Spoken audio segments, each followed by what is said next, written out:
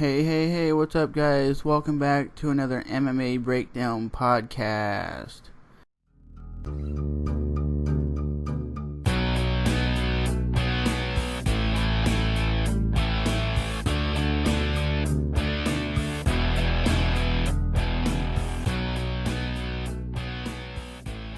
And a dude named Will asked me a question, and he said, here's what he commented.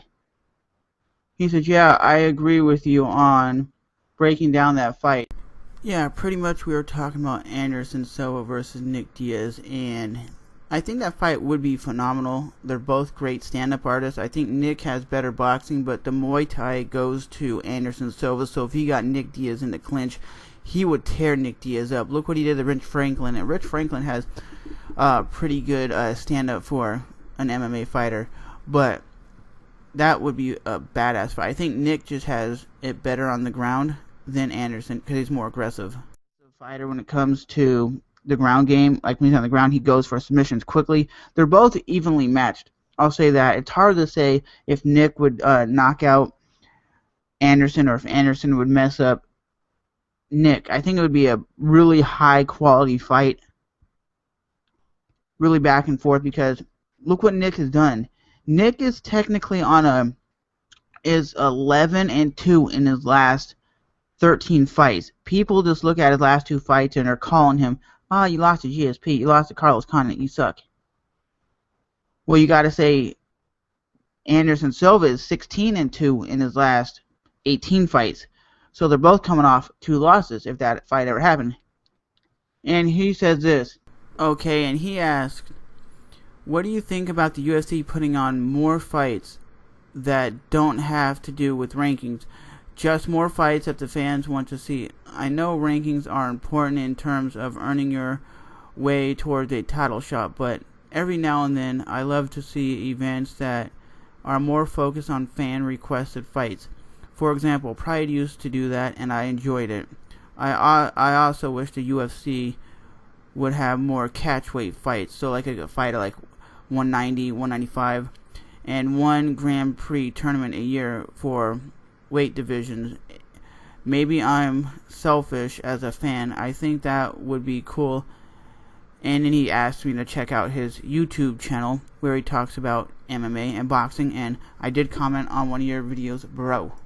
I'll say this. Do I think the UFC does put on a little bit too much MMA? I do, because sometimes the fight cards are so watered down that the average casual fan has no idea who some of these fighters are. Even though I'm a hardcore MMA fan and love watching MMA, some of these fight cards I even forget about, or I don't even know that they were even on. And some, like tonight's fights, half the fighters I don't even know and don't even care about. The only fight I really care about is the main event, Matt Brown versus Eric Silva. So, does the UFC put on too many fights, and should the UFC do more catchweights? I mean, when Rich Franklin was around, he was doing more catchweight fights. He did like 190, 195. But I don't think they would do a lot of catchweight fights because you'd have people fighting at weird weight class, like a guy fighting at like 162 or something. So, I think the catchweight thing will never ever happen. Technically, you could have a fighter fight at 206 pounds and fight at heavyweight. That's ridiculous, but that's where I think heavyweight starts at like 206 or 207. So let's say you have a 206 guy fighting Cain Velasquez. That would be a crazy fight. But the UFC does put on a lot of fights that, honestly, I don't care about. So to me, it felt like back in like 2009, 2008, when I was still going to college, that the UFC were having more stacked fight cards, like UFC 100, Frank Mir versus Brock Lesnar. It had Michael Bisping versus Dan Henderson all on that fight card. And it seemed like when they had fights like once a month or once every other month, the fights meant something. Would the average boxing fan watch Floyd Money Mayweather every week fight? No, eventually they're gonna get burnt out of watching Money Mayweather knock fools out left and right. So that's one reason why I love the older UFC cards, like when Chuck Liddell was around, because they weren't constantly every single week or every month, and they had a meaning to them. And I think MMA was more popular when Chuck Liddell was around, because people, and especially my friends who used to watch MMA, were like, I love Chuck Liddell. And nowadays it's like, hey, do you watch UFC? And they're like, nah, I don't even watch UFC. They might tune in for a free card, but they don't even watch pay-per-views anymore. And it's kind of funny when Dana White is actually bringing back Andre Arlovski, and the reason he's doing it is because they need more heavyweights and more fighters. And it was funny, in an interview they said, hey, have you been watching Andre Arlovski's fight? Even though he's on like a 4-fight win streak, he's like, nah, I haven't watched him for years. How are you going to bring someone into the UFC that you haven't even been watching? UFC? Just because you need another heavyweight? That doesn't make sense. So, like, I'm going to watch the UFC on Fox Sports 1 tonight. Like I said, with Matt Brown versus Eric Silva. That looks like a barn burner, like a brawl. But to me, all the other people on the fight card, I have no idea who they are. So, in the end, I think the UFC should not have a fight like every week. I know there's one fight card this year that they're going to have 2 shows. One's at like 4 in the morning. Like, it goes like 4 to 8. And then there's another fight card immediately right after from 8 to like 11 at night. So, is that good to have more MMA? You could say it is, but when you start getting to these like guys that are ranked at like top 15, top 20, that the average person doesn't know, really does the fights really matter? And does the ranking system even matter? Look at fighters like Chael Sonnen. He can talk his way into getting a title shot, and people like Phil Davis who don't talk are always stuck at that one. They're always stuck at like ranked number 4, number 5 in the world. So the ranking system don't really matter. And I even heard, because of the contract feud between the UFC and Nate Diaz ain't even ranked in the top 10 anymore when he was like one of the top pound per pound 155-pound fighters. Nate Diaz is trying to get paid like $500,000 per fight, which is a lot of money.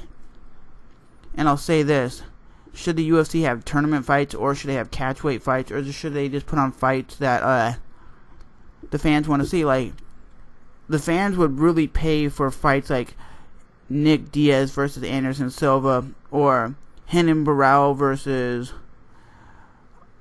Jose Aldo. Those type of fights people would go ballistic for, because they're fan-friendly fights. People would pay for this fight. That's why a lot of people are saying the Gina Carano fight versus Ronda Rousey would sell a lot, because people want to see that fight.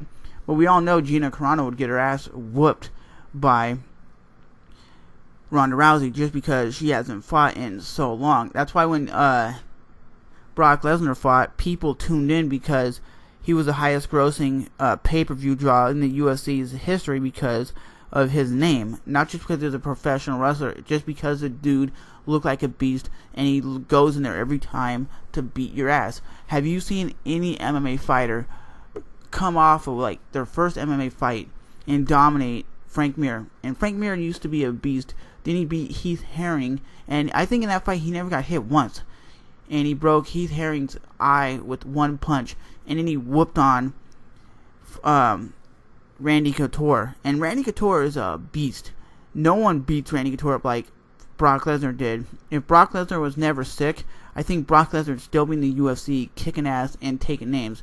But do I like to see fights that don't really mean something, that have high-level competition? Like, let's just say, like I said, Chuck Liddell versus John Jones or something. That would be a fucking phenomenal fight. But I know that shit would never happen.